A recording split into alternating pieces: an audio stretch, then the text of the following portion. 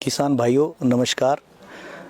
जैसे आप जानते हैं university doctor Y S Parmar university of horticulture and forestry Solan temperate foods में बहुत बड़ा काम करती है और हमारी बहुत बड़ी क्लाइंटेल है। 4 जनवरी को हमने सेल शुरू की और सेल हमारी ये 7 सेंटर्स पे शुरू हुई जो प्रदेश में अलग अलग जगह हैं, जिनमें से 3 हमारे मेन कैंपस में हैं, department of fruit science, seed science और मॉडल फार्म।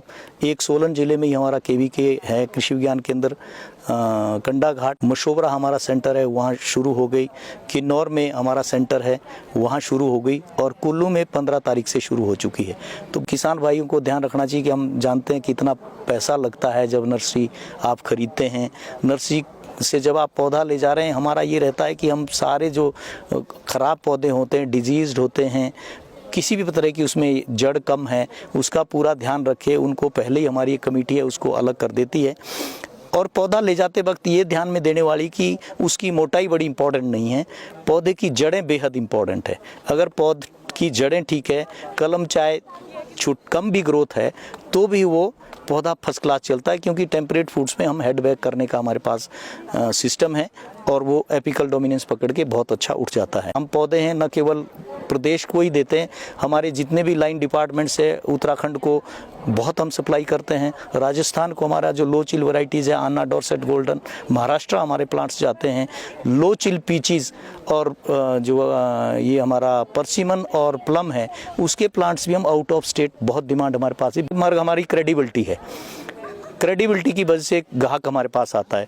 पौधे में ये इंपॉर्टेंट है कि उसकी जड़ें बहुत अच्छी हो, बेहद बढ़िया जड़ें होनी चाहिए। जैसे आप इसमें देख रहे हैं सुंदर जड़ें हैं, ऐसी देखने का ध्यान है। आपको ये देखना है कि ज़मीन से उसकी ग्राफ्ट यूनियन कितनी कहाँ है। ये देखिए कलम लगी है यहाँ, ये कलम यहाँ कलम लगी है ये।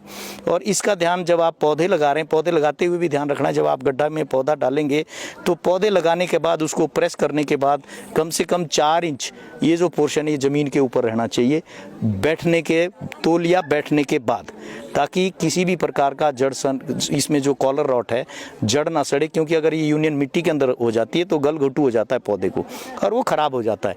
इन चीज़ों का ध्यान रखना है। हम जो विशेष ध्यान रखते हैं यूनिवर्सिटी में ये रहता है कि डिजीज किसी भी प्रकार की कोई उसमें बीमारी है, जैसे आप देखिए इसमें हेरी रूट लगा है, साथ में बूलिया फिट का भी इन्फेक्शन है, तो ऐसे देखने में बड़ा सुंदर पौधा है मगर ये सब रिजेक्ट हो जाते हैं। हमारी कमेटी है पूरा स्क्रीन करती है। सेल करने से पहले एक एक पौधा चेक होता है और जो सेलेबल प्लांट्स नहीं है, जो ठीक पौधा नहीं है, इस तरह के हैं तो उनको हम रिजेक्ट कर देते हैं। ये भी ध्यान रखने वाली बात है। अलग अलग किसकी होती है, जैसे इसमें पुअर रूट ग्रोथ है अदरवाइज और अच्छी टेक ऑफ नहीं है, तो ऐसे पौधे भी हमें रिजेक्ट करने चाहिए। कुछ एक में आप देखें कि रूट रॉट से ख़राब हुए होते हैं, बहुत कम जड़ें हैं, तो इनको भी ना लें। अगर आप किसी प्राइवेट नर्सरी में काम से पौधे ले रहे हैं, हम तो देते ही नहीं ऐसे, पर सब जगह इन चीज़ों का ध्यान रखना चाहिए नर्सरी लेने से पहले। पौधे लगाते वक्त 2-3 बातों का विशेष ध्यान रखना। एक तो है कि तौलिया जब आप भरें तो वो कम से कम ज़मीन से, जैसे इस बार सूखा चल रहा है तो कम से कम ज़मीन से आधा फुट ऊपर होना चाहिए। 6 इंच 4 से 6 इंच ऊपर भरें। प्लांटेशन करें, पौधा ठीक से दबाना पड़ता है और जो आपका ग्राफ्ट यूनियन है वो 4 इंच कम से कम ज़मीन के तल से जो है वो ऊपर रहनी चाहिए। और गड्ढा भरते वक्त आपको 20 से 30 किलो खूब गड़ा सड़ी हुई गोबर की खाद और आधा किलो से 1 किलो तक आप सीडलिंग पे काम कर रहे हैं, डिस्टेंस कितना उस पर निर्भर करता है। सिंगल सुपर फॉस्फेट का प्रयोग भी करना चाहिए, क्योंकि ये रूट ग्रोथ के लिए बहुत अच्छी खाद है। स्लो रिलीज होता है इसका, तो लंबे समय तक इसकी उपलब्धता रहती है जब तक नीचे अच्छी तरह जड़ों का एस्टेब्लिशमेंट ना हो। और जैसे इस बार सूखा चल रहा है, पौधे लगाने के बाद अगर आप पौधे तुरंत लगाना चाहते हैं, बहुत अच्छी बात है।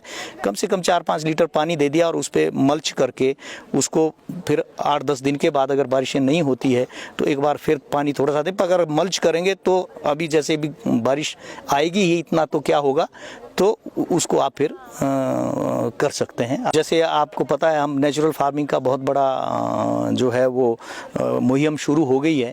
जिन्होंने नेचुरल फार्मिंग पे काम करना है उनको जो हमारे नेचुरल बायो एजेंट्स है, जैसे माइकोरेजिया की हम बात करते हैं, हमारा जीवामृत की बात करते हैं, तो उसका घोल बना के उसमें डिप करके पौधा लगा सकते हैं। उसकी थोड़ी थोड़ी ड्रेंचिंग करके भी पौधा लगाया जा सकता है। तो उनको किसी भी प्रकार की जो रासायनिक खाद है, रासायनिक कोई भी जो इनपुट है वो नहीं डालना चाहिए, तभी वो बहुत अच्छी तरह प्योर ऑर्गेनिक मोड में, नेचुरल फार्मिंग मोड में आगे बढ़ सकते हैं। इस बात का ध्यान रखिए, मिक्सअप ना करें कि अभी डाल दें फिर सिंगल सुपर फॉस्फेट भी नहीं डालना चाहिए। इन चीज़ों का भी ध्यान रखें। मैं ये बताना चाहूँगा कि पौधे लगाते वक्त भी बड़ा ध्यान रखना है।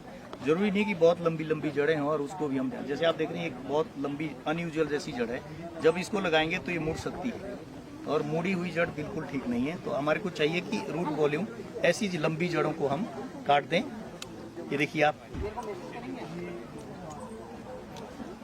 इनकी इतनी थिनिंग हम कर सकते हैं। ये जड़ ऊपर को उठी है, इसको हम निकाल सकते हैं और इसके बाद पौधे को गड्ढे में इस तरह आप देखिए, ऐसे ऐसे दबाना नहीं है, पौधा ऐसे नहीं दबाना है, इस तरह जैसे नेचुरल इसकी जड़ें इसी तरह ही रहे कर पाएंगे। ये कलम है यहाँ लगी हुई और कलम देखिए मिट्टी से लगभग ये अभी 6 इंच के करीब ऊपर है। अब जैसे हमने ये पौधा मिट्टी भर दी, इन्होंने मिट्टी भरने के बाद अब इस ऊपर को खींचना है ताकि जो नीचे जड़ें हैं वो बैठ ना जाए, ऐसे ही रहे। और उसके बाद आपको ऊपर खींचते हुए ऐसे दबाना है पौधे को, पाँव से इस तरह ऐसे ऊपर को। मेरा जोर है, हाथ ऊपर को है, हाथ पूरा जोर से मैंने रखा ऊपर को कि जिस पोजीशन में मैंने रखा था पौधा उसी में रहे। ये देखिए आप, ये खड़ा नहीं है।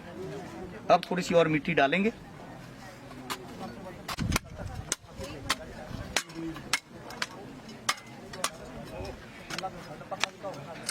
इस तरह एक बार थोड़ा सा यहाँ फिर हल्का सा इसको दबा के, अब जो है इसको सूखे में है तो थोड़ा पानी दे सकते हैं और फिर तौलिया बनाएंगे। तौलिया बना के